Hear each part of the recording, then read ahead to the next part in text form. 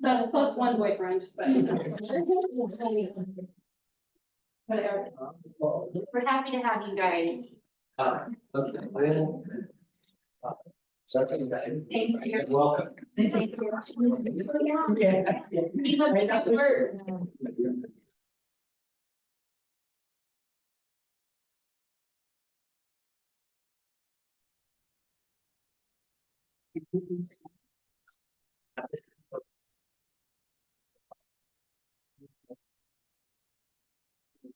So, yes, we are. So what else do we have here? All right, so, I have, wanted to bring our kitchen staff in here because, Carol, Annie, and Heather, I've just noticed, they work really hard for our kids. It's not just a job, it's really an application, it's a love. They not only love the kids, they love making good food for them. And a couple, maybe weeks ago, maybe a couple months, I'm not sure. I walked in the morning, I saw them putting pumpkins or squash that were all, they cut them up, and were cooking them down, and they were making soup from scratch. And I had some, and it was fabulous, and I've been to some very nice restaurants in my life, and it was as good as anything I've ever had. And, but it's a group commitment to make sure our kids have healthy, high quality food. We had a grant for farm, excuse me, farm fresh foods, vegetables and meat. And, but more importantly, a commitment to making food from scratch as much as possible every week. So it's not your ordinary, corn dogs and pizza. The kids are having really good quality food every week, and it's because they love them and they want to do well and do well, and we try our best to support them. But I wanted to recognize them for all their hard work in front of the board, so that they exude what we try to accomplish here, which is to serve and take care of our kids. And so I wanted you guys to know these people are doing great work for us. So that's what I have to say. Thank you.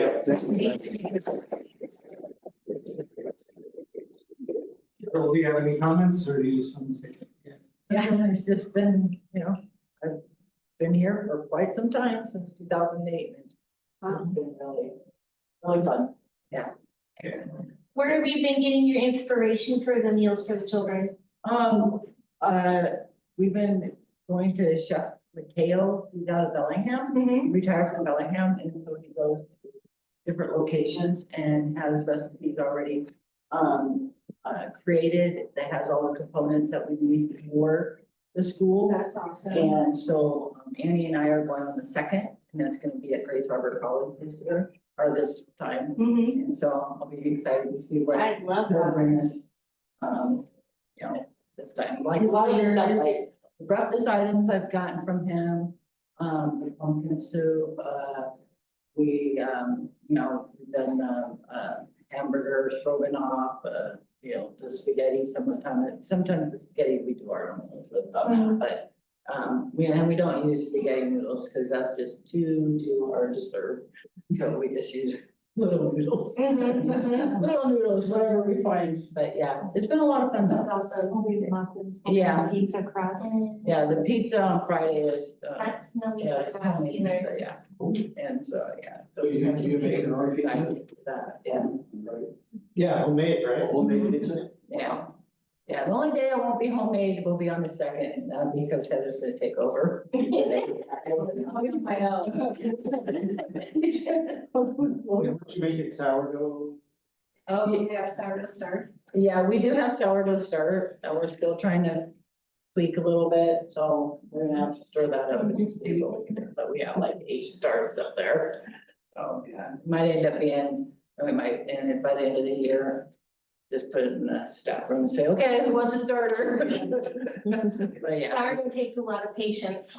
Yes, Annie has the patience for that. Bless her heart. I want to hurry and get it done. Any vegetables that Annie will blend up zucchini or carrots and put it in the sauce, so we hide the vegetables in the spaghetti sauce. Yeah. Wow. Yeah, we have a new, we bought a Robacue, which is a dicer and a shredder, and so we were able to, get that, that was part of the grant that we got from that too. So there's still that vegetable resistance. Yeah, yes, there is. There is. And they'll say, what do you got in this sauce? I said, it's a special recipe. No, they won't. But they really do like the spaghetti. They've commented on that a lot, and the hamburger stroganoff, they really like that. We have some kids that won't ever try it, and now they're eating a lot of this stuff too. That's awesome. Well, thank you. Thank you for what you do. Thank you very much. So one little secret, who's not here, Sherry, is also, she's not in the kitchen, but she has an important part of helping with the management of that because a lot of the money is federal, so you can maybe have a slight imagination of what kind of requirements and expectations there are that go along with that, so I won't make any comments about that, but you can imagine there's a lot to it. And so she manages a lot of things there and has applied for grants for us and is a big help with the management pieces of that. But she's not here tonight. No, she's not, yeah. So we purposely did a lot of our grant money towards the, it's Coleman's Meat, it's out of Chehalis, and that's where we're getting a lot of our meat from, cows and pigs and all that stuff that's being processed out of Walla, or Moses Lake is where it's being processed at, but they bring it in and It's grass fed. yeah, it's all grass fed meat, so it's phenomenal, so yeah. But we have a lot of that in the freezer right now, that, is ready for next year, it's already ready to go. And So so, we have stuff that's cooked for the rest of the year. so thank you for giving your time this evening, driving back so that you get to know what's going on. Appreciate that. Thank you for all. Well, thank you. Yeah, thank you. So we have one person, Mr. Siptroff is here, if he can, to talk about Kiwanis. I think it's gonna be part of. Oh, is it? Okay. Okay. Well, thank you, Jerry. Good. And that, I must admit that. That's it. Student recognition was really, that was cool. And it's really fun young man. That's really cool. Okay. Let's, looking down here at, item number 9, announcements and recognition. Looks like you got a, garden trail and work party for 26th. Oh, 26th, that's just. Yeah. And then, of course, our board hosted, breakfast will be on the 5th, and I'm going to be bringing a casserole type of dish to that, hot dish. I'm bringing- I'm talking amongst yourselves here about what else. Cinnamon rolls. So it's cinnamon roll, okay. All right. I'll bring casserole too. I think that, what did you say? You're not gonna be here. Enough, but I'm gonna arrange for coffee, I've already roasted the coffee. Oh, beans wow. And then arrange that. So, Wes said he's not gonna be here. I think we should assign him for 3 gallons of juice. I'm not kidding. I'm serious. Or something like Well, I that. don't know if we can use fruit if he's not here. Wait a minute, No, he's like in Arizona. I know that. Oh, I see what you We mean. could grab it and bill them for it. I don't know. It's got to be a really big plate for 40 people. That's the deal. I mean, I hate to bring in like little things like this and say, here, we're gonna feed 40 people. So if he just brings in 3 gallons of juice, at least we can give everybody. Yeah, or lemonade or tea or something like Yeah, that. or orange juice or something, but. We might have to, after the meeting, Okay, maybe just meet a little bit. Okay. Okay, the 26th Memorial Day, and our next board meeting is the 28th. Now, on that meeting, I will be in Alaska with my kids, I will not be here, so we're gonna have to help Coach Evie along, she's gonna. It'll be fine. Anyhow, okay, I'm gonna move down to item number 10. I'd like a motion to approve the consent agenda. Make a motion? Henry? Second. Tom, thank you. Discussion? Okay, so we've already amended the overall agenda. We've amended the consent agenda then as well. We probably could have done that under the consent agenda. I didn't catch that. I'm sorry about that. But anyway, we've got it covered. Any discussion around the consent agenda? Nothing here. Tom's okay? Agreed? Yeah. No discussion, okay. If not, then all in favor? Aye. Aye, 100%. Okay, principal and superintendent report, Sherry? Yeah, I'm just cutting my rights there. We're getting ready, we're scheduling some time to meet with the unions, to begin contract negotiations, so. When we look at contracts with us to be in June. Yeah. So, we're. The end of the year, the end of the, August 31st. August 31st. Okay, Technically. Okay. thank you. So, I'm hopeful. Cindy and I and Hannah too worked on, some summer things, the South Sound Reading Foundation and the library, try to get a few things going here to, we don't have full on summer school options, but, bringing in some books, keeping them having access to books is what we were trying to do with that. It's pretty, cheap and, worthwhile, so we're working on that again. Testing is just around the corner. And Cindy also is working very hard to get that all scheduled. Will there be a readout of, will we have an update on that at the next meeting? Not really. We will tell you that it'll be done, but we won't know how the test results are for quite some time. Okay. Yeah, so, I just wanted to highlight that it's really a lot of work. There's a lot of training, a lot of security measures, a lot of technology. And in a school like us, who's very proactive, they do a lot of practice testing ahead of time so that those kids are very familiar and know what to expect. And part of why they do pretty well here, so that's coming out in May. Let's see, HVAC, Apollo, that next Monday. We're gonna fire it up and make sure it's working and get it going. No more open doors in July when we're having. Yeah, that's what I told him. He kept asking, well, is that a problem with delays? I told him, I said, we can delay, but if it gets hot, you're in trouble. Yeah, that would be the test. Yes, so I think we might make it under the radar on the heat and we should be good. They're kicking it off on Monday and then there's a lot of balancing and a lot of back work that comes with making sure it's all balanced and flowing right. I don't know all the things, but there'll still be more work that it should be working by in the next week. Garden, is coming up at Garden Day.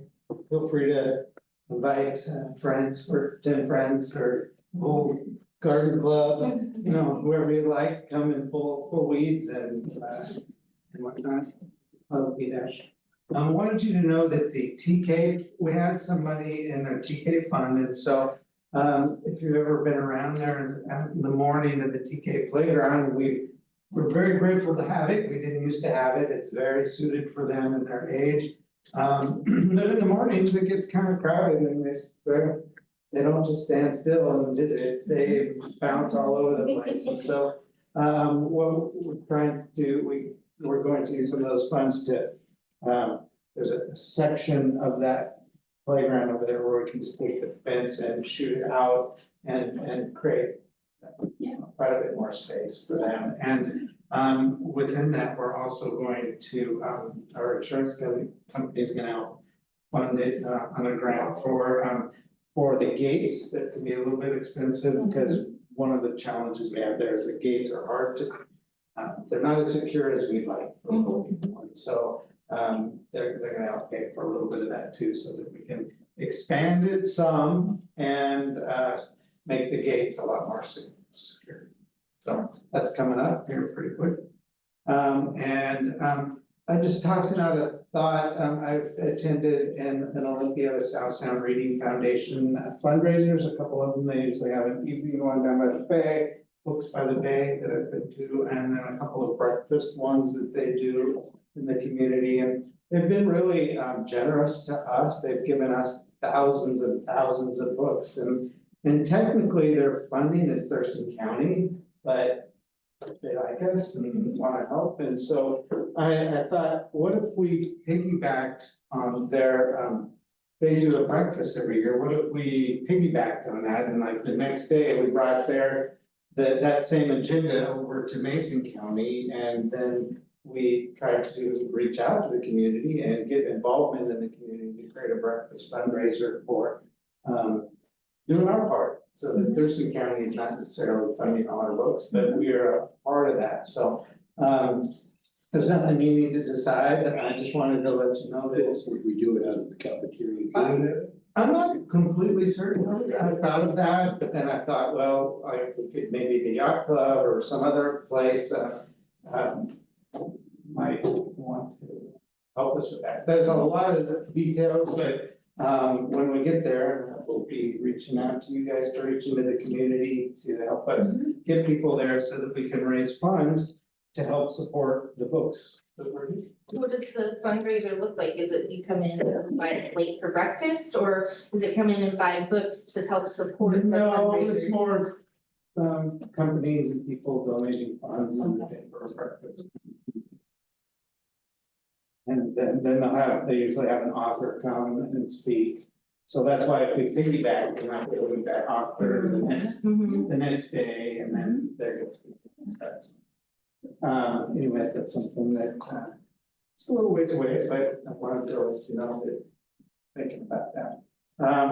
And then I had a handout for you, in case you were interested. They recently had a special election that addressed, some bonds and levies, around the state, and that's the preliminary results, of those. We had, 5 bonds that were, run, 2 of them at the time of it were passing. There's 3 capital projects levies, which are, especially designated levy for some specific project. It could be, building a shed or, doing technology, or maybe, expansion of an area on the building or whatever.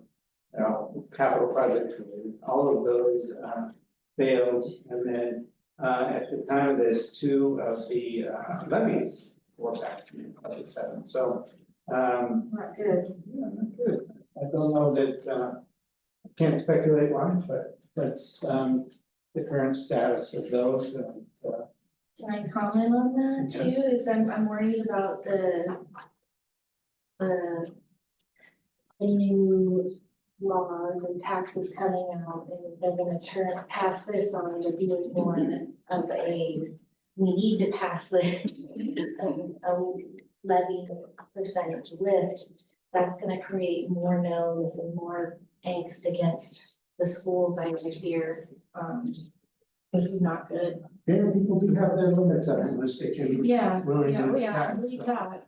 And that's, we'll have our work cut out for them. That's why we work hard to do our best to publicize all the good things that are going on here, and we have a pretty good track record.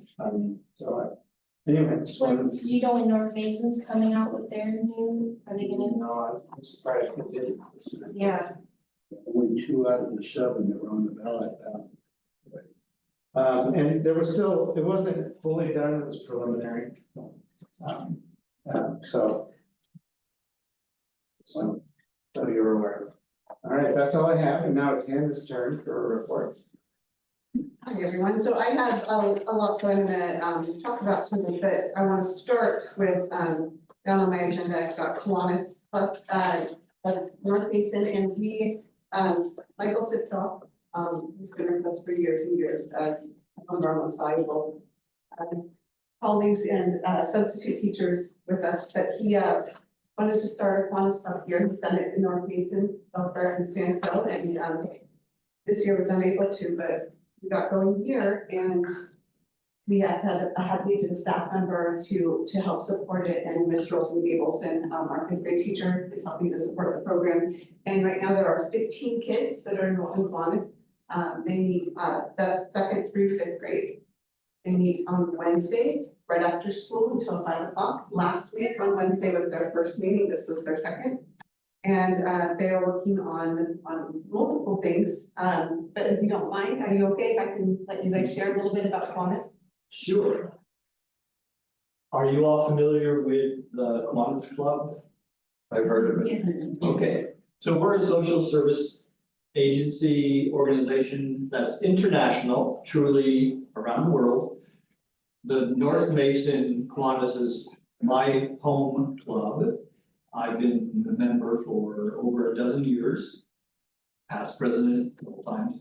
And we do a lot for the community, which we inspire the young people too. So we do litter pickups and we give grants. All the North Mason high school students can get a grant, a scholarship, whether they're attending a 4-year college, a 2-year college, or they're gonna go into their own business and they need tools for that. We give money for that too. And people who are entering the armed forces, we give scholarships for that too. So we're not hung up on, you have to go to the 4-year school thing. We are the second largest provider of scholarships in North Mason, which is pretty cool for our little club. We have 3 garage sales a year to raise funds for those who sell at the concessions at the North Mason High School. A lot of the work that we do is helping develop leaders. So, as we all know, the young people of today are the leaders of tomorrow, but they also need some training to do that. So we talked today about how next week we will be electing officers, and if you want to be a president who wants to help us on our trail walk, making sure that we're successfully getting back.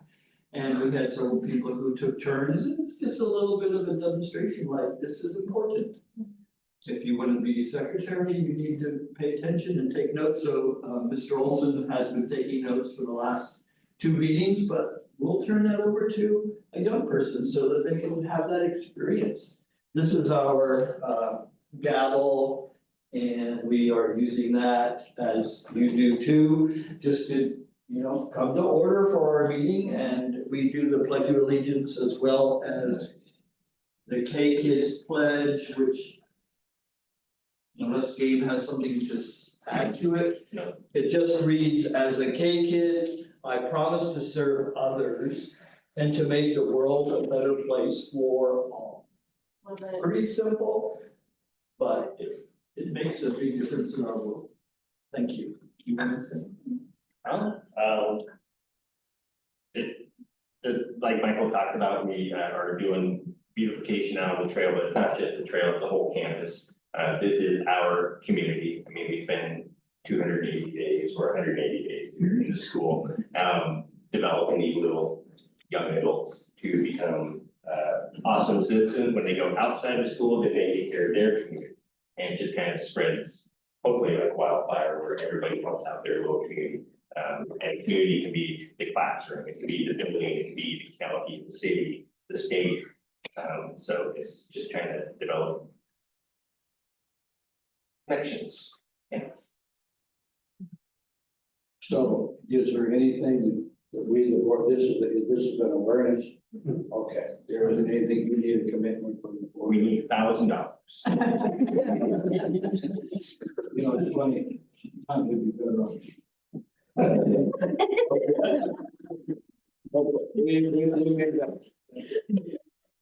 I wanted to be able to share what the club is, from their perspective, since everyone's kicking it off, and, we're so excited that there were 15 kids that now, joined up, so that's really exciting. After a full day of school. After a full day of school, yes. They want to stay. Yeah, that's really exciting. So thank you both so much. I really appreciate Michael bringing the idea and Gabe being so willing to step up and help. So really excited. Events and class board meeting, back on March 27th.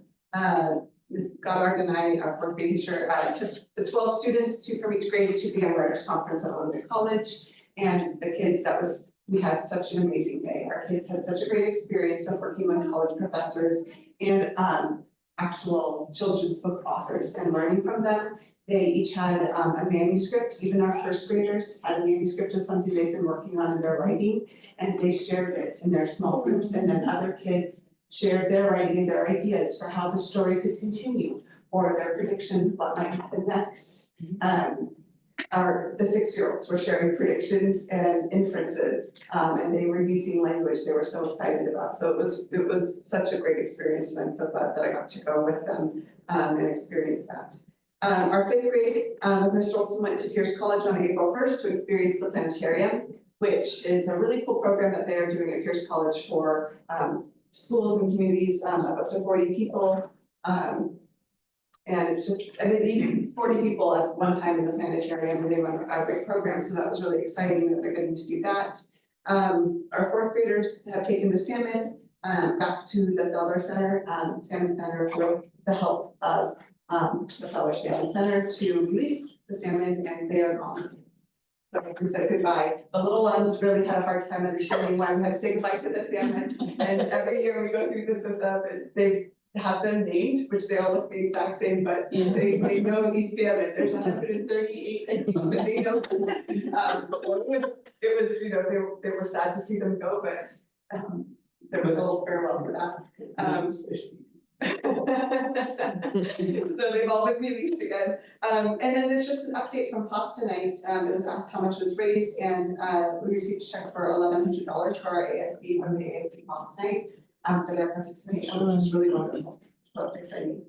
And what was that from where? The ASB POS tonight at the boathouse, Oh, how many? $1,100. Excellent.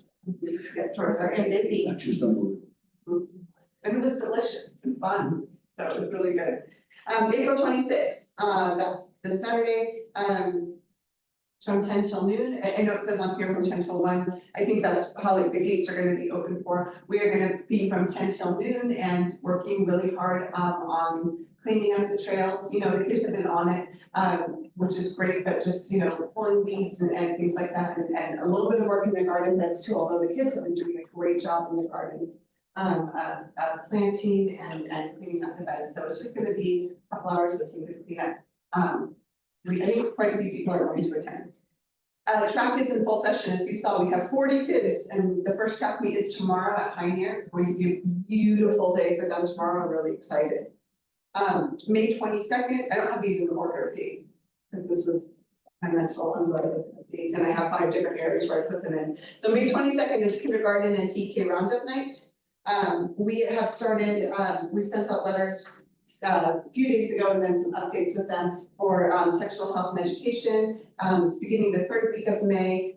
We have Megan Pierce, our middle school health teacher, and Jason Trimble, our middle school science teacher, worked together. They worked on it last year together too. The 7th and 8th grade required sexual health education components have been sent out. They will be teaching those starting the 3rd week in May. And they will be the 2 adults teaching those. We really like it when there's 2 adults there, and the parents have received all of their the opt-out notification letter and how they can opt out. A lot of parents choose to opt out of a couple of the content, but then we want the other content. All the content is available in the office, labeled on what's going to be taught on what day, so the parents have a lot of avenues for input and, you know, how they would like their kids to be able to participate in that. Social studies nights is going to be really fun. It is April 29th, so it's next Tuesday night, and it's a really low-key event. In fact, it's not even really an event, it's a walkthrough. So the elementary classrooms and middle school classrooms that are wanting to participate will be displaying their students' awesome social studies projects and work in there from 5 o'clock to 6 o'clock. There's not going to be any announcements made, just some teachers, so parents can walk through and look at their children's work. And that's next Tuesday night, the 29th. And Ms. Pinchoff and Ms. Walter are heading that off. they've got some great projects on, you know, some like diorama ones and, the triboards and different things like that the students have been working on for social studies projects. Is that for all grades? Yes, but not all grades are participating. Oh, okay. Mhm. So certain grades have bigger projects and some have just written projects that they've been working on, so it's a display of the art projects that they've been working on. We talked about Kiwanis Club. SBA testing begins May 6th through May 15th, and then there will be some makeups after that in the library. But the students will be with their homeroom teachers, 3rd through 8th grade. We really find that it's best practice for students to be testing in the morning and not in the afternoon. So a lot of school districts only do like 2 or 3 days of set aside testing, and they have the kids test from the moment they come in until the end of the day. With just a couple of breaks for food and movement here or there. We find that our students don't do well that way. We find they do a lot better if we limit it to a few hours of testing in the morning. And then they save and pause their work and they can come back to it the next day. There's just clearer mindset, they're able to write out their thoughts. We find that they can't talk about it, you know, to their friends if they're not finished, because they are supposed to keep things confidential, and they are great about that. Like they'll say, wow, I'm really stuck, this is hard, you know, or something like that, but it gives them a chance to kind of be reflective. They can't go back to work, but they can start from where they left off and continue on. The system allows that, so we really encourage them to take their time and not feel so overburdened by finishing it all in one day, because I mean, I have older kids, and I know when Maddie took it at the high school at Shelton High, they did everything in 2 days, and she did fine on them, but she was visibly drained and emotionally drained after 2 days, so she couldn't, she couldn't go to work, she was just so done. And Marion is at North Basin High School, they do it the same way, and it's just, I get why, because scheduling, it's really hard to put things spread out over these several days, but the kids, it's a lot of work, the tests are really hard. I encourage people to go onto the sample tests and see what these kids are, the kind of content that, and the stuff that's coming up, and it's challenging. And so I like the fact that we spread it out, we're successful with that. Also, May 5th through the 9th is all staff appreciation week, and I love the fact that Grapeview celebrates all of our staff, not just our teachers during that week, but all staff, everybody in our school district participates in supporting these kids. So we're so excited to celebrate everybody. And so grateful for the breakfast. We have different things happening every day that week, so that's really exciting. You know, make a point to celebrate them. May 9th is the Gator Gallop, and that's the other big ASB fundraiser that's very much class-based. So 5th grade gets to participate in it, but they're not raising funds. It's just kind of an excitement to get them ready for middle school. But 6th, 7th, and 8th grade, the students will be going around to their families and friends with you know, donation requests. So, you know, like if I gallop, they send it up here, if I gallop, 8 laps, what will you pay me per lap, you know, for fundraising? So it's a per lap fundraiser, or it can just be a one-time donation, but it's really exciting to see how they do. We have a Gator Gallop, kind of who's done the most on it. And the first year we did Gator Gallop, it says Mary Nelson there at the top. And that's because she had an uncle who was real stingy and was per lap, and she got the most laps because she was determined to get the most out of it as she possibly could. So it's a really fun activity. The kids love it, and they make a lot of money. It pays for their 8th grade trips is really what that is. May 30th is our field day. We have a lot of volunteers for that. We're really excited. June 5th. This is going to be important. We'll talk about it next month also. June 5th is our TK through 2nd grade musical performance of Tweet. It's called Tweet, and it's birds. Mostly like, it's just birds, and they each will have their little, you know, parts, and each class will be a different kind of bird, and they'll have costumes, and they will be singing. It's just the cutest thing in the world. So we did Tweet several years ago. Miss Shannon has Tweet, Barnyard Musical, and the bug one going on, and she will rotate those. I mean, there's a few others, but these ones are really, the kids are easy time accessing the material for it, and then the art around the comments will be done up in birds. Everything will be birds, so it'll be so great. So that's June 5th. June 10th, 8th grade graduation, is, Tuesday, June 10th, 8th grade graduation here at 6:30. June 11th is that 8th grade trip that they are earning money for, and they're going to Oceans 5 in Gig Harbor, and then they're going to the Sky Zone, what's it called? Sky Zone. Sky Zone trampoline park, right? Yeah, so they're going to 2 locations, one's in Tacoma, one's in Gig Harbor, and then they're going out to lunch in between, and they're so excited. But they raised this money for it. They worked really hard to raise this money for their exciting trip, so we're excited for them.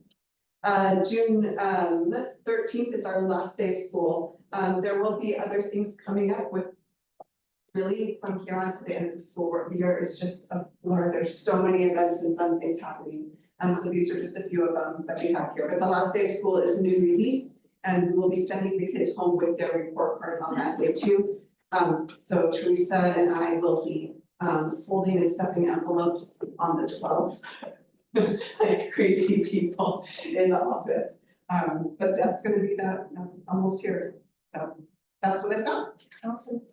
Can I add a comment to, last year, our last day of school, we have a tradition. Oh, yes. And I saw someone with the biggest smile you can ever imagine, shooting bubbles around. Yeah. And very happy, and watching the joy of the kids and the joy of the board member participating in the bubbles, and it's great. So you're free to come in and do bubbles with us too. It's What day is that? graduation day. The 13th, the last day. With the bubbles to them too, as they're like getting on the buses and walking off the door. Oh, yeah. Had music going. Last year we were in blow-up costumes as well. Yeah. Really unsafe with the stop paddle. It's great fun. I had, Deb and I went to the April 2nd all-school assembly. And, what a treat that was. That's amazing. Yeah, it was. There's a lot of energy in all-school assembly. And I have to applaud Hannah when there was too much energy, because as awards were given out, with the younger kids, some of the younger kids were so excited they would squeal. And she reminded them that squealing is fun, but it has some other characteristics that are not as helpful as would like. And Deb and I had a chance to speak to the class, and that was really, it was fun to stand up there and watch them. It was a joyous occasion. It was a far bigger deal than I thought it was gonna be. I mean, amazing. First of all, when I pulled up, I thought, why are all these cars here? And then I thought, oh my gosh, yeah, it's a big deal. Yeah, it was like SRO, I'm telling you. The next one is April 30th at 2:30, and it's for the month of April, which is courage, and then focusing on the month of May, which is Creativity. creativity. June is kindness, May is creativity. I got I reached the conclusion that the kids look forward to these, and when it's time to go, and they get called out by, the grade in their class, that they get pretty, I'll just call it psyched up. Yeah. Gator energy. It was lots of fun. Thanks for letting us be there. Yeah, thank you. What a nice student body. We were just so polite. And even though they really took me to 10 minutes, it was remarkable. Not all the kids can do that. Love your enthusiasm. Good job, Heather. Thank you. Your report is so, there's information, but the energy is. Okay, I'm gonna list anything else. Andrea, item number 12, operational services. Mine is not as exciting as especially as we approach the end of the year with all the stuff going on around here. Let Brittany bring this up on the screen, but I added a couple little things and tweaked some of the graphs, so hopefully this shows a little bit better. Again, feedback, always appreciated, a lot more information on there, but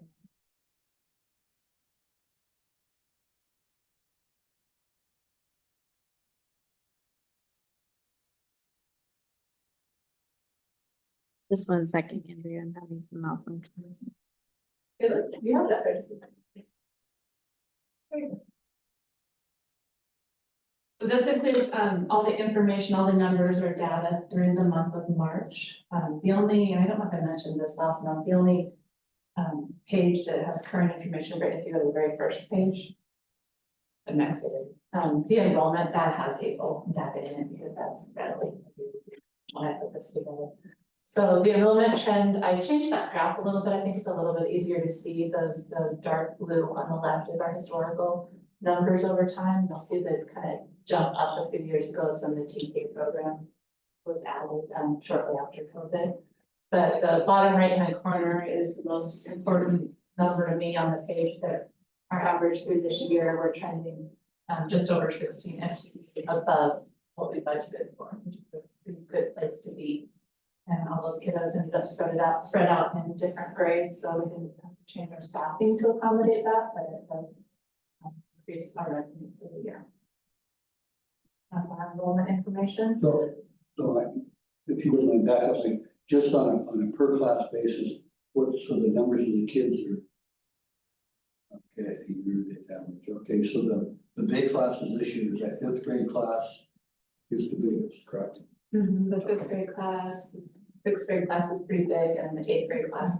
But I guess nothing like that, what, 30 or 30, what, do we have any more class here? A few years ago, that class was, yeah, it was in the 30s, and they were since 3rd grade. Okay. Fifth grade. Thank you, I just want to get my head around it. We split them. This slide shows our revenues and expenditures for the year. So the top left is our revenues, what we actually have brought in on the top line, and what we budgeted for at this point during the year. So again, trending $270,000 almost above the revenue that we thought we would have at this point in the year. We do have a couple of grant claims outstanding. We changed some of our banking information. I've got about $20,000 in a grant that we need to claim, that once they update that info for us, we'll be able to ask for that money. So that should be closer to 300,000 than it is. So just waiting to have the money show up, but we've already spent it.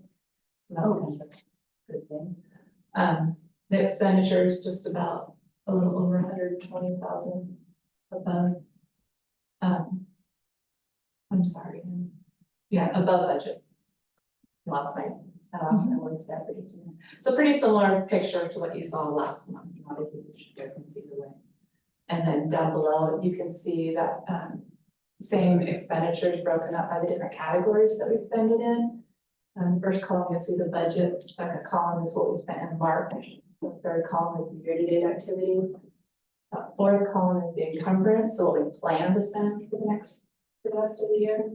And then the balance. And as you go top to bottom, there's the certificated salaries, that's the salaries of all of our teachers, classified salaries, everybody that's not a certificated teacher. Benefits for all of that group is lumped together. And then supplies, all the things that we can see and hold and touch around here. And then purchase services are the things that we pay others to do for us, and that includes everything from work that might be done on the facility, testing of our alarms, something like that, to our power bill, electricity usage, garbage, all of that sort of thing is in purchase services. Travel is teeny tiny, so it's generally mileage reimbursement for our people, or if they pay, if they go to a conference or something, reimbursement for travel. And then capital. And that's the same as it's been for the last couple of months. Any questions on this? Where's the money? Is the money we pay for to the high schools under one of those sections, under one of those categories? The non-high. It is, it's, oh, you're putting me on the spot. I'm 99% certain it's within purchase services. It would Okay. be, yes. Okay, thanks. Anybody else? Okay. The next slide, this is our general fund balance. So at last month's meeting, Edgar, I think you brought up where in our general fund can we see our minimum fund balance? So the district has a policy where we keep between 9 and 14% of our budgeted expenditures as a minimum fund balance. That's kind of our worst case scenario. If the state goes sideways and can't get apportionment to us this month, can we still run our payroll. So I put a fund balance, that bar graph in the bottom right-hand corner. I realize right now, looking at it, you cannot very well see that there's a little tiny blue bar at the bottom. I'll change that to a different color next month. But that's our carryover, and it's our transition, our TK program carryover, about 50,000. And that big green bar in the middle is our minimum fund balance. So when you take away the carryover that's held aside for TK, our minimum fund balance, that purple at the top is what's left over. That's what we could spend on anything we, not anything we want to, but that's what we could spend if we chose to. The projected ending fund balance on that top green line is just under 700,000. I think it'll be just over 700 if I had to take it, yes. And then the trend graph on the side is the same as we saw last month, and that just compares our years. Do we have anything trending for a big purchase towards the end of the year? Not that I'm aware of, not that we've talked about. We don't have any big curriculum asks this year. Next year. Sure, yeah. And you can, maybe this is, I'll plant a little seed since you asked that question, maybe you can have a seed.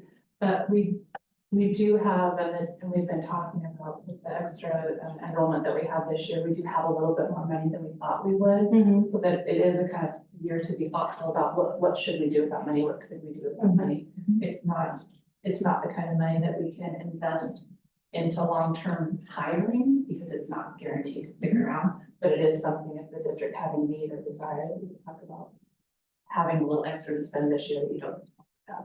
Or we save it for rainy day because we don't know what next year will bring. Or is there an opportunity for a CD or an investment or something that can build money, or can we diversify those funds somewhere else to make more money? So we In a do sense? earn our investments, so county, all of our funds that are held by Mason County. The same with all public entities like ports, water districts, school districts, cities. And we invest those funds, so when we, and every month I talk to the county and try to keep as much of our money invested as we can. When we pay our payroll at the end of the month or run our accounts payable checks, I tell the county, I need you to uninvest yourselves, essentially the amount of money that we need, and the rest of it sits invested earning interest. And right now the interest rates are up, so if you look, we have a line item where we put all the revenue that we receive for interest income, and it's more this year than it's been in prior years. I know CDs are really up right now too, so just wondering if there was something that we could do to increase or help keep that little nest egg, a nest egg. We do as much as we can with the county, keeping the cash that we need minimal and investments maximum. All right, the next page, this is just our other fund balances. So this is almost similar, almost exactly the same as what you saw last month, our capital projects, the beginning and ending fund balance. The revenues and expenditures in the middle of capital projects are that Apollo project, that grant funded project. ASB is our student driven fundraising and their expenditures, and they haven't had much activity no more. That's the end of the year, so. Transportation vehicle fund, we're still waiting on that bus to show up. Every other day I get asked by the bus drivers. I'm exaggerating, but only a little tiny bit. They're very excited to get the new bus. So that'll probably sit like that for another month or two before we pay that bill. And then debt service is collecting and spending the money on the building, the bond that we have for this building. Any questions on those? So on that debt service, that beginning fund balance, is that our annual payout for this year? The beginning fund balance is just a snapshot of how much money was in that fund on September 1st. And then we receive the tax revenue goes into that a little bit each month, a big spike in October, a spike in April. And then twice a year in December and June, we make those payments for that bond. So you'll see the fund balances or the revenues are we've collected just over $500,000 so far. Because we collected each month to save it up to make this payment. That was not very clear, I apologize.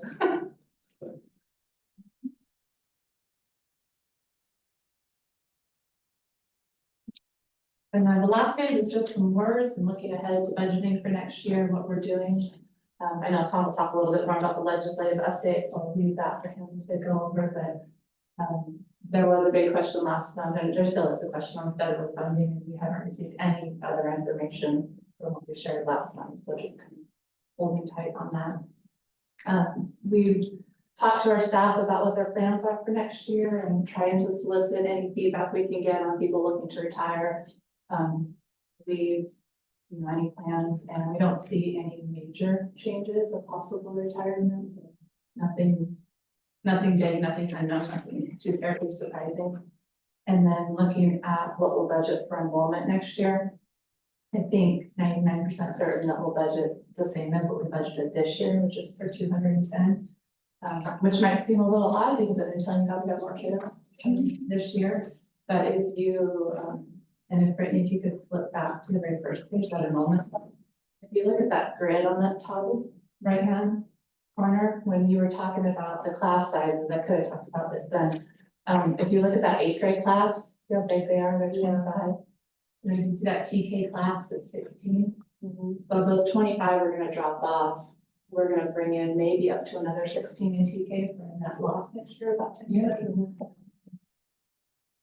So it would globally view right now, Hannah, do you have any reason to be in the air? Do you see anything that optimistic or pessimistic? I think, our TK this year, sometimes there are, you know, ebbs and flows of just really lots of kids at a certain age, like we'll just see big classes, you know, coming through. I think our TK next year is gonna be significantly smaller than 16. I think we're gonna be closer to the, you know, 12 is where we, you know, budgeted at, that's where we budgeted at last year. I think we're gonna be a lot closer to that. Just because of what we're seeing right now in the 3-year-old pre-K, you know, and then moving into the TK, which is for 4-year-olds, I think that's where we're gonna be at with that. So I think our TK will be smaller next year, but I don't see any differences happening to the rest of our classes. It's gonna be pretty similar, but just like Andrea said, if you that 8th grade class of 26 moves out, and then you know we move up to 12, there's that loss of some kiddos, which I think of budgeting at 210 is a really smart idea. That 210, just on the outside looking in, feels good. Yeah. And you've had conversations with parents and sent out surveys and. Yeah, we collected some information and data, and there's a lot of choice transfer requests, and then there's a lot of people that moved too in the spring. We're seeing people that have just moved, but they are, you know, staying with a relative right now so that they can keep their kids in school till the end of the school year. We've seen actually a couple of families doing that, which totally makes sense, you know, they want that stability for the next 7.5 weeks. Okay. Any more input, Andrew? That's all I have for you, unless you have any questions. I would say, I like this one. I will also tell you, it is tough for these eyes, it's tough for you, so I'm wondering if maybe in our GSD 54 account, maybe we could, if that copy would be available, we could print out, so we're not having you guys share it to fix it. It might help if I had. And I said last month that I would get this email out to you, like with the board pack, I failed on that this month, but Brittany, I sent it to Brittany to, I think I just sent it to you yesterday, so she'll email it out to you. Thank you. Yeah, this get old. And I can tweak the format too and try to do a little bit with the, and just make it look better. Okay, Andrew, thank you. All right, so what do we got? I lost my agenda here. Were we down to that point, Tom? New business. Where are, new business. Okay, so, sorry about that. So timeline update, I guess that's you, Jerry. Yes, so it was requested by this, once we discussed this, I think that, there's a lot of discussion across the nation on this topic, and so, a lot is being decided. And it will be decided not by us, it's gonna be decided, it's a battle between various states and federal government. We do know something for certain, and that is that that there were some, rules that were vacated by the Supreme Court, and so what that did is that reverted the Title IX rules back to the 2020 policies and provisions. And so I handed to you what we got from WASDA and their statement to that. So they will be reviewing the policies that are related to Title IX and providing an updated version of the policies that will be in line with Washington State. And I don't know about how that will conflict with federal law. That's for the high-paid lawyers and the governor and the superintendent of public instruction to figure out. In the meantime, we will take their policies and adopt them and do our best to create a safe, quality learning experience for all of our children, and including athletics, which was a piece of that. I know, in addition, the WIAA is also in the midst of those conversations. There's a lot of Title IX stuff that relates to athletics, and so they're in the midst of having conversations and trying to make decisions about how they want to organize and manage that as well. They will make their decisions, and we are not necessarily members, but we it's great guidelines for us to live by. And it creates for us a framework for operating our athletics, and so they are in the midst of conversations and making decisions. So it's going to be an ongoing conversation, and we will follow WASDA's guidance and WIA and do what we've been doing from grade school and protect all of our children to maximum extent. I don't know what there is really to discuss because there's so much being discussed, so many decisions being decided by others.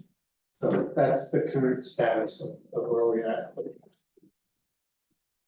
At the end of the day, athletics, academic, equal access by all.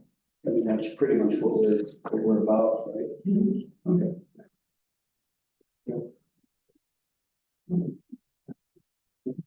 If you have any questions, then move on to the next items. I mean, nobody finds spreadsheets exciting. Well, okay. I overstepped. So, what do you think about that? Okay, I stand corrected. There are some people in this world that love spreadsheets. This one doesn't I have. kind of like her. However, they're a very useful tool, and so we have been working with Tony, Brittany, and I to create a tool that transfers as much of the knowledge that Tony has in his head, which is a phenomenal amount of information about the operations of our facility. And we're trying to transfer as much of that into our spreadsheet. It's covering a whole variety of topics: fire systems, heating, doors, parking, playgrounds, etc. And so Brittany has past experience with this kind of work, and so it'll be a perpetual project, right? It's Like a forever list. forever, kind of it's like a really fancy honey-do list kind of thing, right? Of things we have to do and things we have done. Brittany, do you want to highlight anything? So basically, the heating and cooling sheet that we were just on, that kind of the beginning part of that was the Apollo project. That was sort of the starting point, and then through these sheets, we're able to track the progress as it moves through. That way, it just allows more fluid communication between Jerry and maintenance and with the contractors as well. And then we have a few other items. We basically sat down and went through all of the major systems of our site to try to identify areas that we're going to need to have more thorough updating information. Water well system, for instance, that was another big one. Fire suppression, in the, when, our IT guy Ryan was here, I'm big, like, just seems to remember he had some like issues that he had a chance to weigh in on the, there was a section there, I think it was, computers or electronic stuff, plumbing. There's security alarm systems. I'm not so sure we've, really considered his, work in this. This is more about, Just more about the site. this, yeah. It's more, it's more around Tony's work, and less about Brian's work. Institutionalized knowledge. Yes, I said that last time. Yeah, so, it's not a lot in it right now. We spent a lot of time figuring out what kinds of things we want to be talking about. And so we're not sitting down and filling it all up, but as we work through items, we're adding them. And so that we have that tool and developing that. Was water in there too? Yeah, the wells and stuff. The well and There's quite a water. bit in that one, surprisingly. I'm just curious, but keep going, where that water well, okay. And septic, that's gonna get pumped here pretty soon in the next. So that'll be added in there. Does that get done yearly? I believe so. That's kind of. Brittany, go look it up. Yeah, that's right. Evergreen document. Live in. Okay. There you go. Good job. Pay as to the Yeah, it's up. personnel can change. The world won't, our building won't collapse. Okay, we're down to item 14, Tom, legislative update. I had Brittany, not type up, that'd be a lot of work. Written up an email that came. This is from ESD 113. Jerry, would you give us a brief update of what an ESD is, how we work? Yeah, so the ESD contracts with a gentleman, and we're a part of that subgroup. We contribute a few $100, participate and support some legislative activity. Troy, I'm not sure his last name, he's basically our advocate. He tracks and monitors and gives us guidance and input. I've spoken with him this week about a couple of items, and each week he provides us with an update. WASA and WASDA have updates. Also, they're kind of, they're for really legislative oriented people. They're very complex. I kind of like this. It's just, I can look down and see what's going on with each items that are more related to our work, and I can click on it and get information. So the ESD, Education Service District, is kind of our regional support network. And they provide a lot of different services.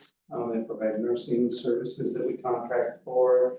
And then also this service they have available that we participate in. And so they give us this because we are part of it. So the state is broken up into individual ESDs.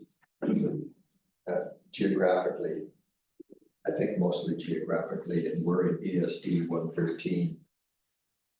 So I had her print these out so that we can look at the progress that's being made, or the lack of, in the legislature to move forward. And we're required by the state law to have a balanced budget. We can't print money like the federal government does. We have to figure out how we're gonna pay for what the state has mandated or voted into law. So we've talked quite a bit over the last several months about various problem areas, if you will. The bottom line is that the state of Washington says that it's a constitutional issue that fully funding education is a mandate. And they don't do that. They're doing, I would say, better since the court decision came down. The McCleary decision, 6, 7, 8 years ago. How are they gonna, I mean, before we talk about the special education, MSOC, and transportation and some of the other items. It's been real clear if you watch the news, read the newspaper, watch TV, there's been a lot of posturing going on regarding the amount of money that has come in revenue wise and the amount of expenditures that have gone up. This is the whole state's, or the state's complete budget. And at one point, 2-3 months ago, we were talking about a $16 billion shortfall, or maybe as high as an $18 billion shortfall, depending on who was making the announcements. And so the legislature, their job is to figure out bills that are already law and bills that will become law, how that's going to impact the budget and how are they going to generate the money to pay for the budget. And after the governor got elected, one of the first things he indicated, not officially, but comment-wise, was that the state needs to figure out how to reduce the costs of each department within the state to bring the budget into alignment. The legislature doesn't think in that regards. And when I say the legislature, I'm thinking all the reps and all the senators. And there's a lot of them in the state. There's a limited amount of senators based on the districts. But there's a lot of reps in the districts that have a lot of population, have a whole lot of reps. And that's primarily King County with, to some degree, also Pierce County, Snohomish County, and Thurston County. Beyond those 4 counties, everything else in the state is small potatoes, with the exception of Spokane has some reasonable numbers over there. The legislature came in gung-ho to pass a whole bunch of laws to implement many more things that required money. And it's been battle royal in Olympia now for the latter part of April, almost 3 months. Until what, Saturday? Yeah, Until that's the it. 27th? That is what they call sine die. I don't know if I'm pronouncing it right. It's some sort of Latin term that they're supposed to be done by then. And they're struggling, and I'll be surprised if the governor doesn't require them to extend the session or call, what do they call the extended session? Special session, yeah. Special is such a nice word.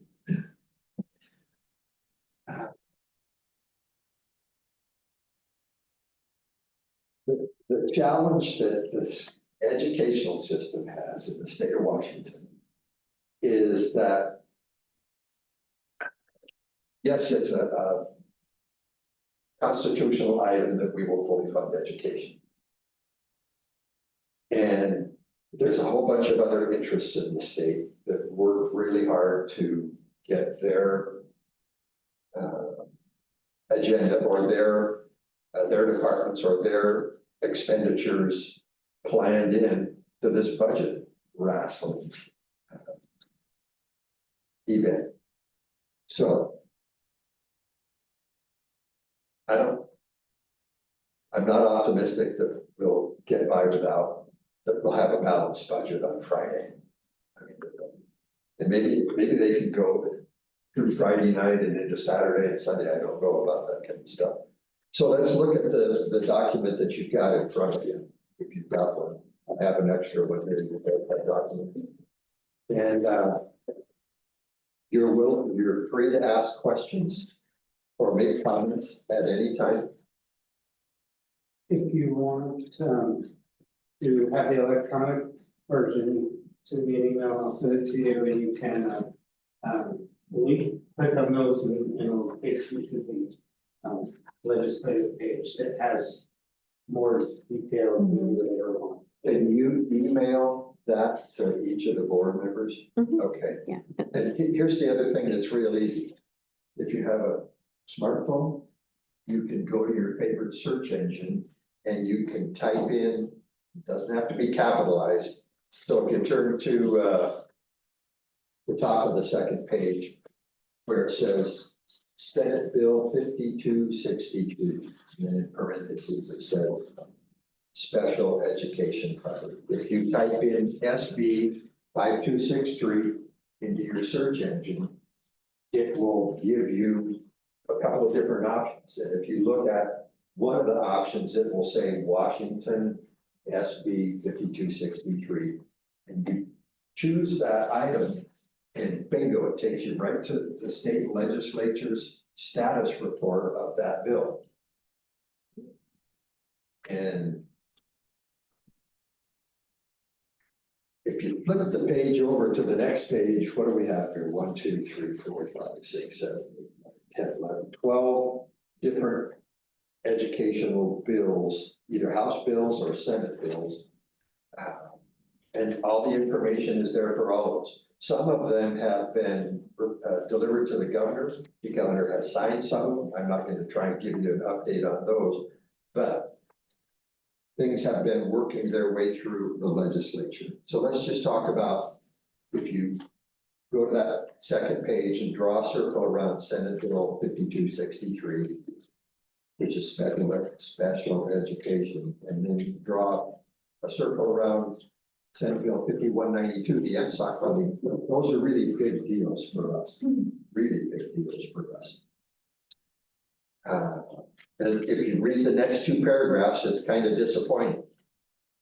The amount of money increase in the MSOC bill was, just look at the end of that. 2.23%. Yeah, $35 per student, $90 million statewide.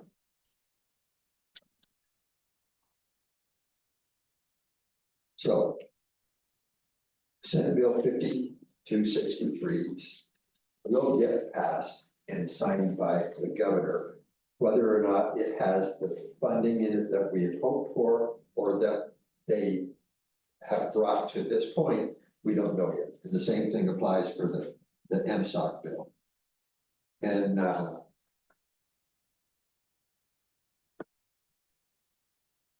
tell you what, I've been so frustrated by the legislature and this process this year, and all of the wrangling that's gone on, and all of the opinions that get shared. Andrea, would you explain to us briefly MSOC funding? What is MSOC? So materials, supplies, and operating costs is what the acronym stands for. So these funds are designed to cover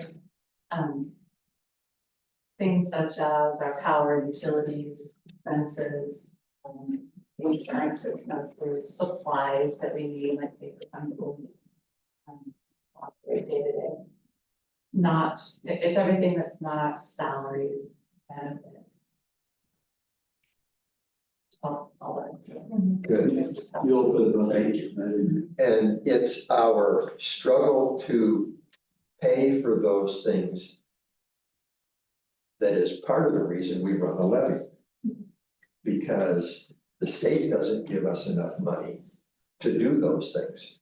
So we had hoped that the MSOC bill 5192, as the Senate bills and the House bills come together and they wrangle.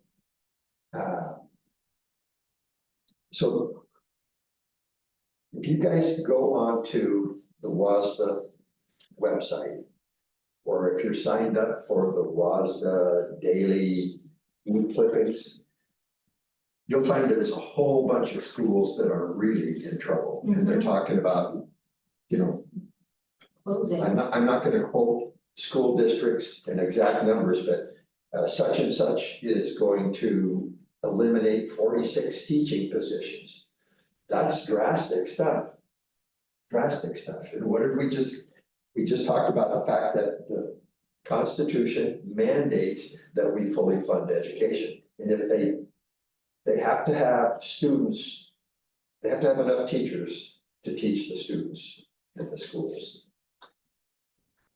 Okay, flip the page over.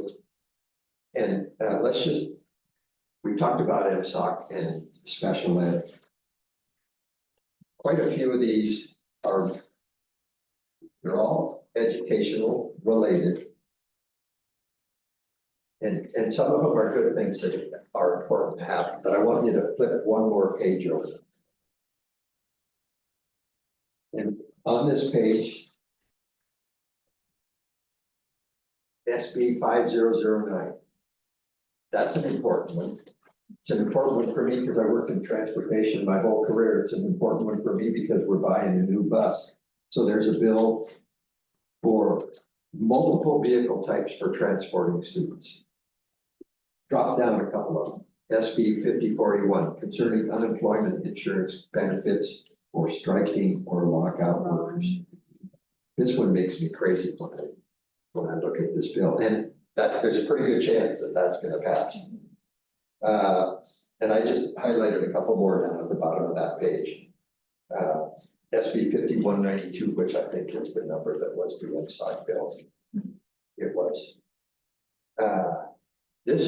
These bills, if you want to draw circles around those would be the bills that you could easily go to your search engine, type in SB and the number, and it'll give you a current status of it.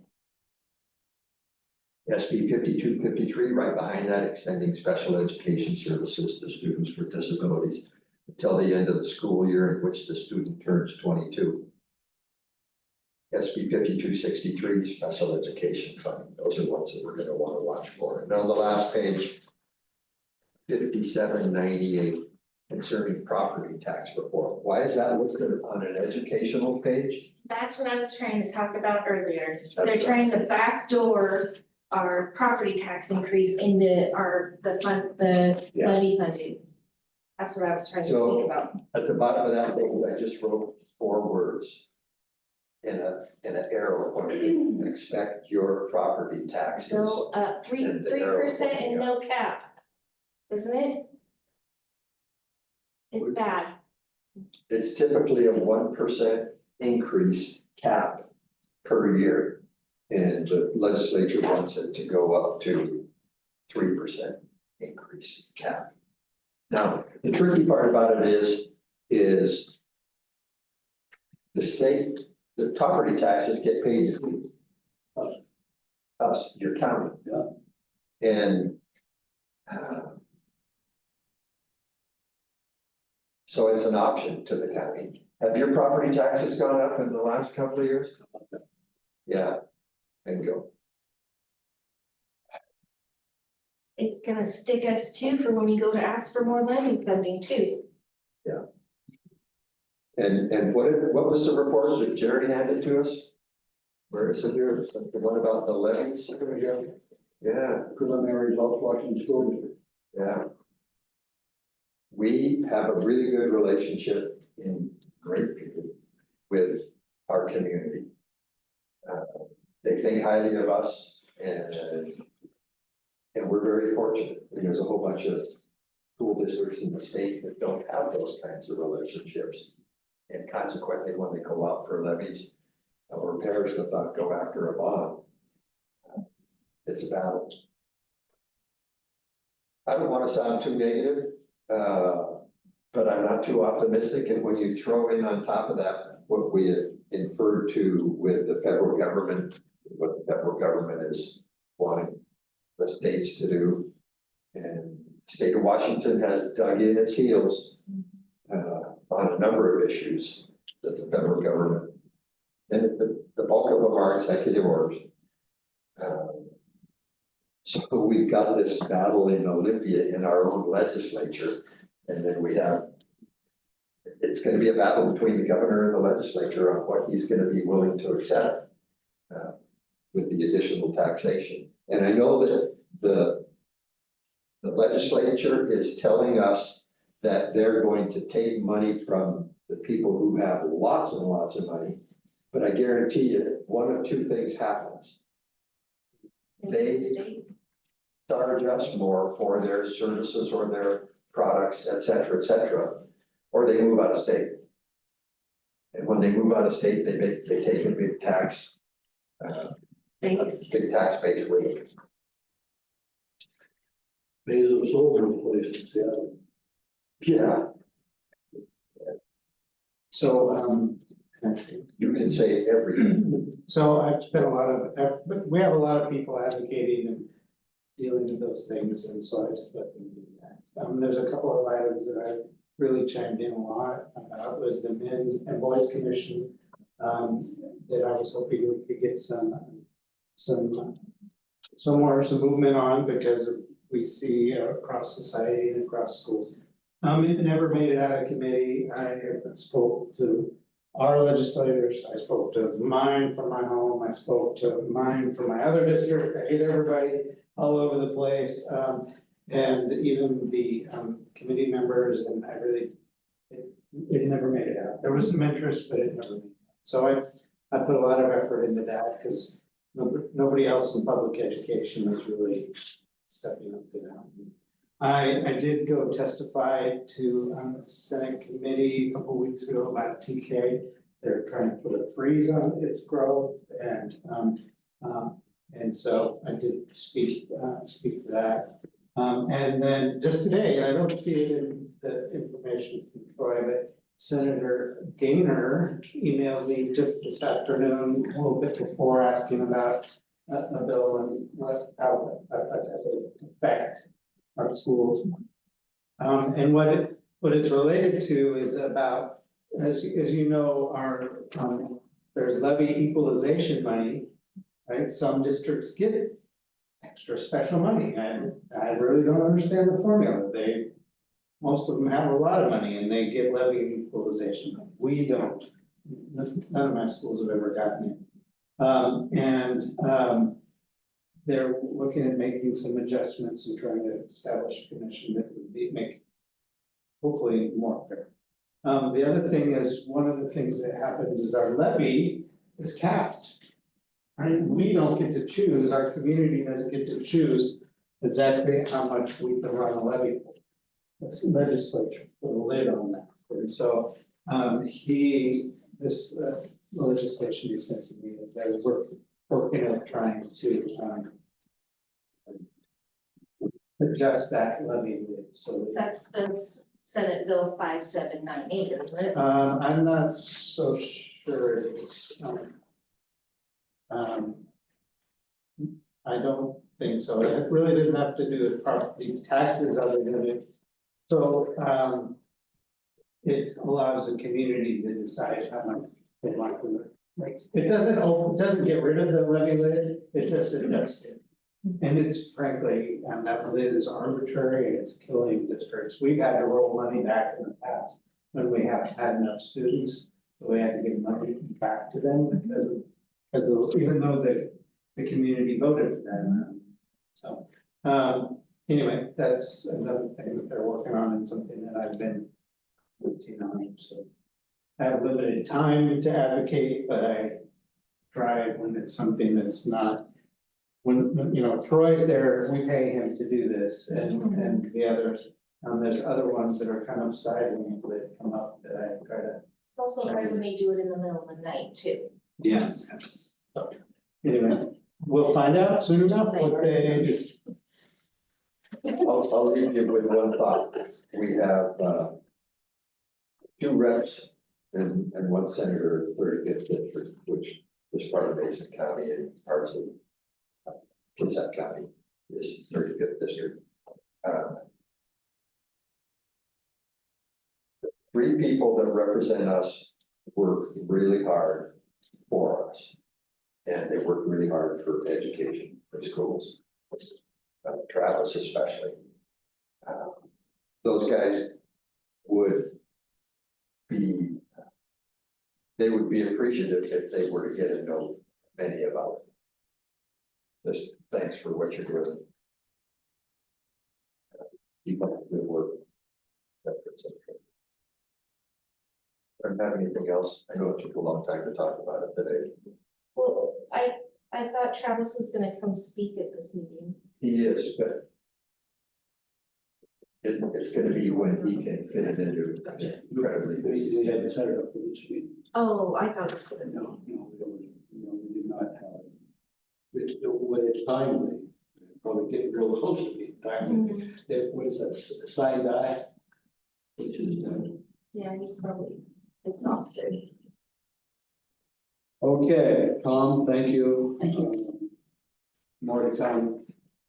So we're down to apologies, the first reading, I took the time to read through the some, which is the gummy bear version. Right, it's not smoked. No, It's some sort of non-vapor. Interesting. Not on scroll, but I believe the blue is what we went through. yeah, I took out, I don't wanna run any buses. Yeah, no, It needs to be in a control space, yeah, in a nurse office, and it's administered by parents, and it's a extremely rare occurrence, but it's easier to have a policy when you need it, and it is to great policy. This is one of those that we got input from our district nurse. Yeah, the ESD nurse came and reviewed our practices and policies, and this is not required, it's just encouraged. And she suggested that we might include this, and I'm not against it, and except for the parts I edited. That she had.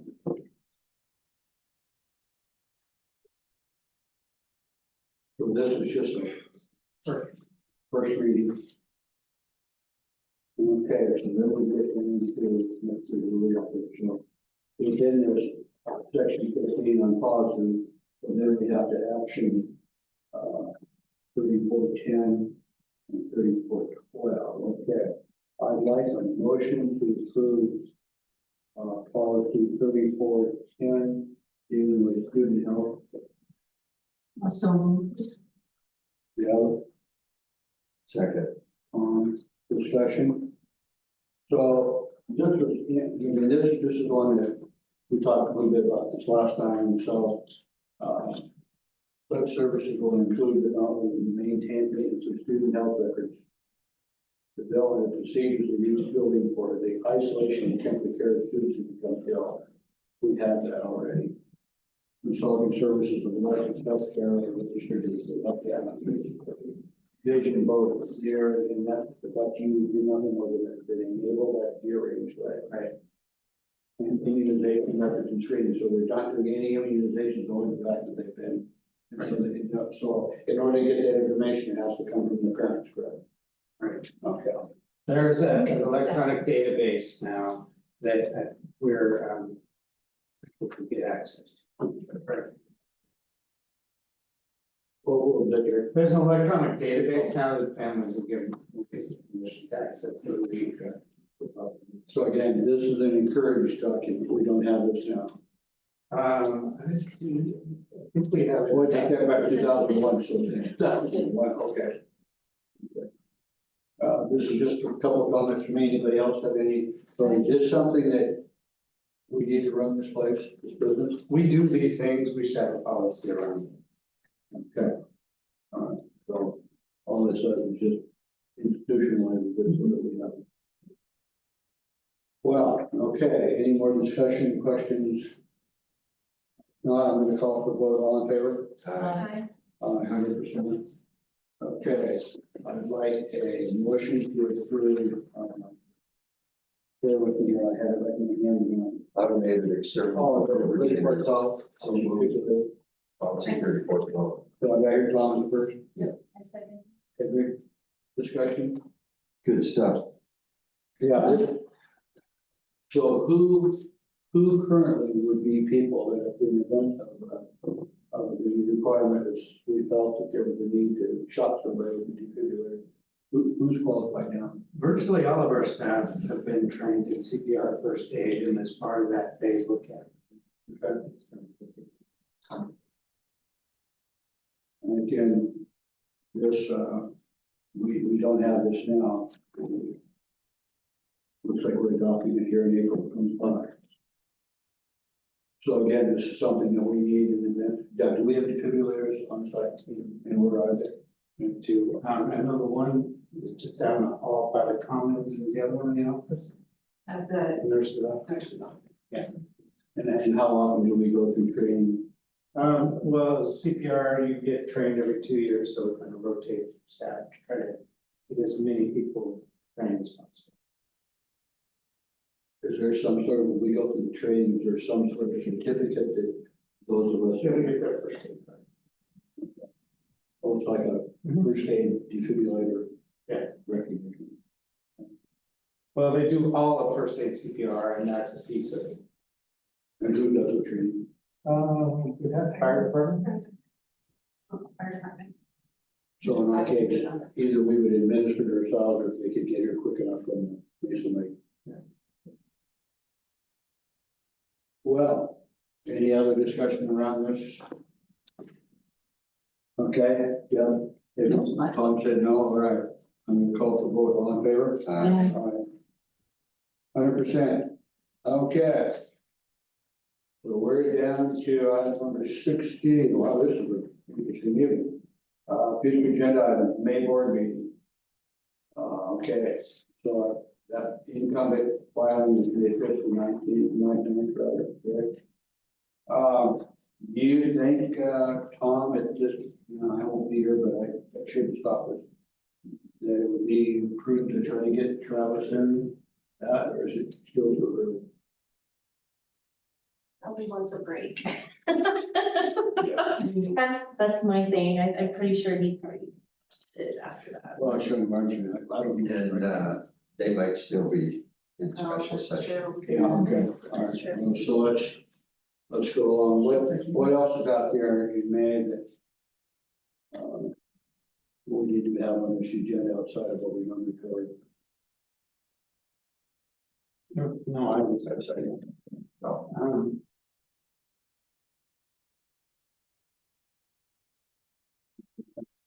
Now, did we get to the end of the last time, meeting we were at, in passing, you asked about the timing around Jerry's, extension of contract and stuff. And a lot of it, there was Hannah and Andrea and you were all in that same. I have 1 year contract, it runs out in June, so. Chair is the one that the board needs to handle, so we should try to get that on the May agenda. Okay.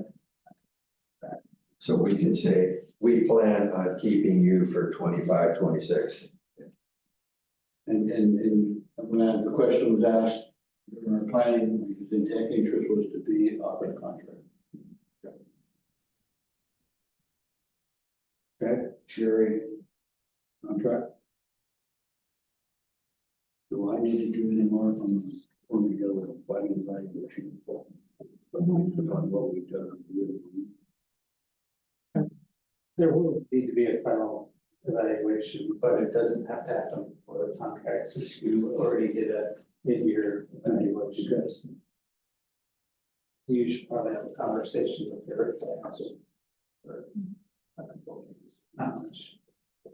Look at, for real estate, last time.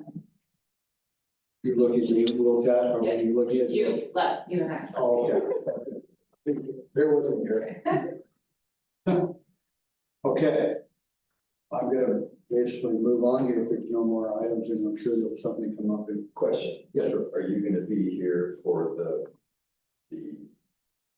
Pre-plan? the pre-planning? Yes, Yeah, yes. so forth. I will definitely make sure, Okay, let me check my Mickey here.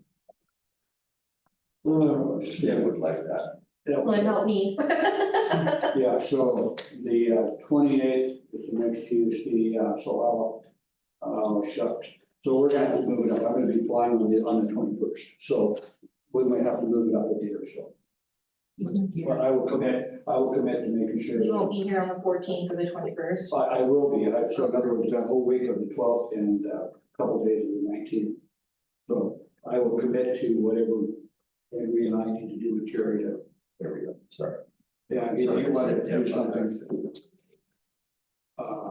In or around that 14, 15, 16. Maybe we can move it up to the 14. Gotcha. We have to do the, like I did the last time, calling in, and by the way, that calling in, seemed to work okay. Yeah, you had a copy of it? Yeah, no, We did, and it worked. appreciated that.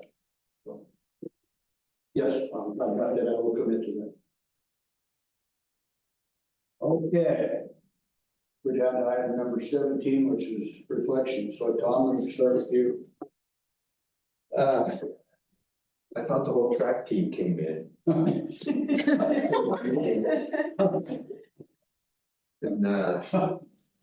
that was just wonderful. That was 7 of the 12. Wow. I'm still excited about being at the assembly of April 2nd. You haven't been to one of those, you need to plan. Look forward to it.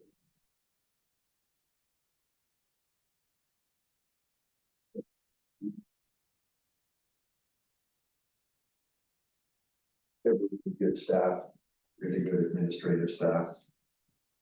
And I referenced before going to the e-clippings last night. There's some crazy stuff going on in some of the school districts around the state. And I'm glad that we're here in Little Grapeview with people that. What would be an example when you see crazy type stuff? Directors getting up in the meeting, very unhappy and walking out, resigning on the spot. Parents coming in to a board meeting and highly frustrated. And people being unhappy with the laws that are being placed. The policies and procedures being placed on the schools that is inconsistent with what the community wants to see happen. I think it's also a disservice to our community that parents don't know how to properly come in and comment on a meeting too. That's the part of the frustration. People come in and think that they can just comment rather than placing their comments ahead of time, so that it's on the meeting agenda. There's something you'd like us to do about that? I think it's WASDA that needs to educate, not necessarily our district, but it's across the state that parents come in there.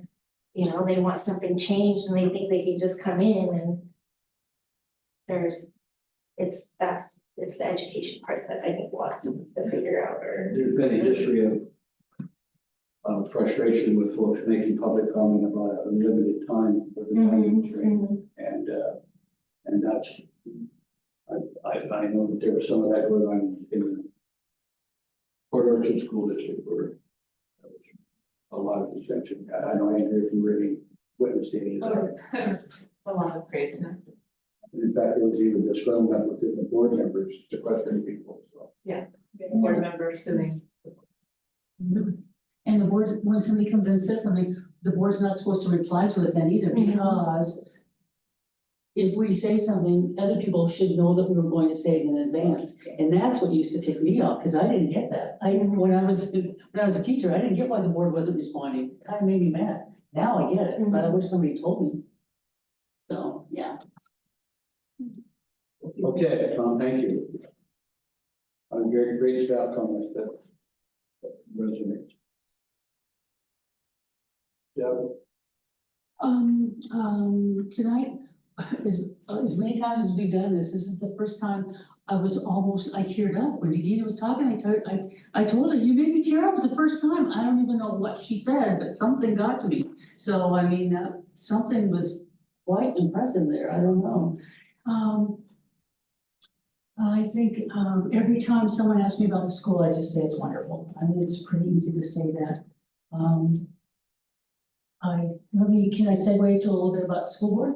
just not school board, but PTO, just like, we met last week. Do I need to apologize to you because I was kind of quite a bit rude? Not at all. Okay, because there are only there are like 5 of us that come to the meetings, and those 2 of them keep having to give up a day of work to do stuff.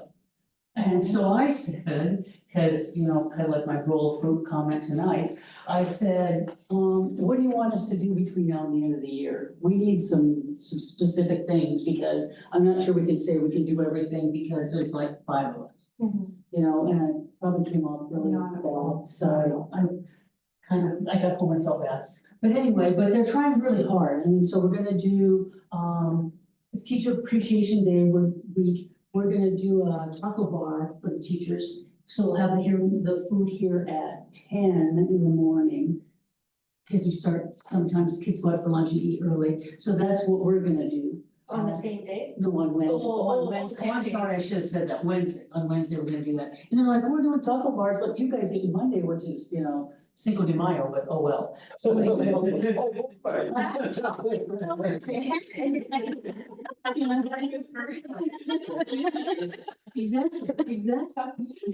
anyway, we're gonna do that, and we're gonna do some other things that we're working about too. But part of the problem is, the people who were on the board before have full-time jobs and they can't really get out either.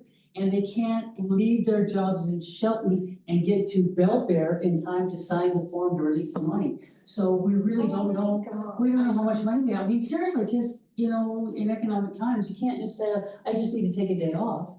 Because you might need it for your kid's dentist appointment or something. So They got it. did they get it? Yes. Oh, So, good. Did you make that happen? Well, Nice. I mean, she did the work. I asked Nice. repeatedly, but she did, she went and Nice. signed off and got the, Nova showed me the check today, she came and met with me. Oh, nice, nice. And, it's just under $9,000 Okay. from the other account. Okay. Yes, Yeah, that that's she's good. moving Yeah. today into. So it's finally getting into PTSO Yes. account? Okay, Yeah, okay. because it was in the old Twitter day account. That would take a long That's what I've time. been dealing with. It's just like, so there's 6 people trying to do all of these things, and it's just kind of crazy. But I mean, you know, we have plans. We'll get there and we'll get some stuff done. Sorry. No, sorry, I loved what you said, it was so important. I mean, I was just worried about those 2 especially. I mean, I think I have days off, but they don't. No, anyway. So I'm done, I think. All right, agree. First off, I'd like to say, Brittany, thank you. She helped me print out paperwork this week. And she's also the backbone to us getting, making the appointments or creating meetings and all that. And then also, I just love to see the spring sports here and the Kiwanis. That's a big thing. It's a huge thing to have children come and stay after school instead of sitting at home by themselves or wondering what friend's house to hop over to. So I think that's awesome that we have more of programs like that and keep them coming. So I'm gonna use my time to kind of ditto appreciate what you're doing, Anna, and Rip. It's pretty cool, Cherry. It's pretty cool. It's amazing that my life, our lives are very good, and the environment that you make them not very good. I'm not interested in that, so let's keep it going. Probably the thing here that I'm gonna use my time too is that we have talked, it's not on the agenda, but I would put it in my comments about the Mayfair breakfast. And it sounds to me like I heard you say maybe I have Teresa on the shoulder, make 2 casseroles. I don't know, last year I brought a casserole and then I brought a berry thing, some kind of a berry, I don't know, crumble thing, and they were both regular cake size pans, so I'll bring those 2 things this year. I will say I dropped the ball last year and brought the coffee late. And I will be there on time this year. I think we should be here about like, it's 6:37. I would think between 7 and 7:30, so we can, I'll bring some stuff, I'm thinking 10 tables. Are we gonna have it set up in here or in the break room? In the common. In the commons, okay. Yeah. So I'll bring 10 tablecloths, kind of like just cheap old things, you just so it covers them up, looks better. Okay. I'll bring some stuff like that, and, let's see. Tom, what did you kind of have on your? I'm gonna have a baked kind of breakfast Yeah. cake. I'm not sure exactly what it's gonna be. I'll be talking to my chef Mhm. in more detail. It's so nice you guys have these personal chefs that whip stuff up. I wanted to tell you, I love it. it I need one of comes those. with a price. If I get you down to our Say more. There's nothing to see. What happened? We capture a recording. Oh. Well, I guess I can be sure. Maybe we can edit that out. Yeah. Oh, okay, so you had the berries and the cinnamon, no, Debbie had the cinnamon. I had cinnamon rolls. And then, and I'm not sure where Wes, on his, I'm gonna reach out to him and just see what he's got. Tell Wes he can Uber eat something here. He can either eat something. Uber eat something here. I still think 3 gallons of juice would be good. Yeah, just send everybody some Okay. 3 gallons of orange juice. Okay, OJ. Yeah, Yeah. just, Okay, I'm gonna finish it with you, Gary. You know, we get feedback a lot about how the school is, but probably one of the most amazing feedback we've had is that family who was a homeschool family and had lots of friends and church families that do homeschool because they don't always trust what happens at school. And it's not just staff, but it's other students, just a variety of reasons why they choose to homeschool. And they've been homeschooling a long time, and for various reasons, they needed to not do that, but they've come here and they've been wonderful, but also they've given me a tremendous feedback that we're a place that's safe for families to bring their children. And that they're gonna get a good quality, safe place to go to school. So they are a great feedback for me, that would create a big school. All right, let's show. Brittany, that we adjourned 7:50. No, 6. And read. All right, thank you all. thank you.